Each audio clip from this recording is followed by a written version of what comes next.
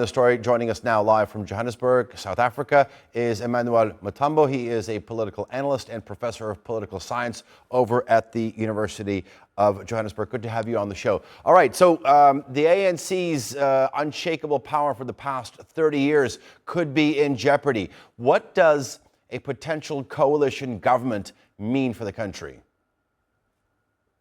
Yes, indeed, as you have rightly put it there, the writing seems to be on the wall for the African National Congress. In 2019, they polled just over about 57.7% of the total vote. So that was a sign of its diminishing political fortunes at the polls. Well, if it has to be forced into some form of a coalition government, then there are a few options that the African National Congress can exercise. The closest one, I think, would be the Economic Freedom Fighters, because as you would know, the Economic Freedom Fighters led by Julius Malema was actually from the ANC itself. Malema was expelled from the ANC, where he was the president of the Youth League there in the African National Congress.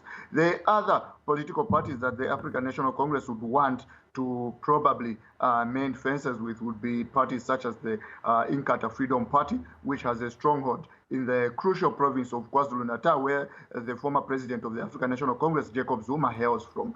I wouldn't really foresee a coalition between the African National Congress and the Democratic Alliance, because as your report preceding my interview stated, the Democratic Alliance has actually crafted a multi-charter alliance with other political parties. So the synergy between the two leading political parties doesn't seem possible at the moment.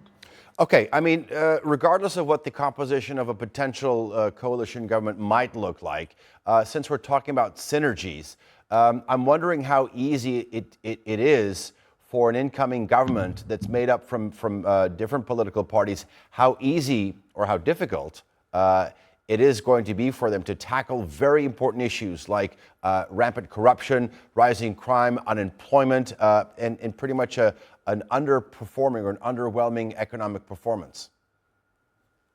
Well, first of all, let us look at what is even more fundamental than the issues of corruption.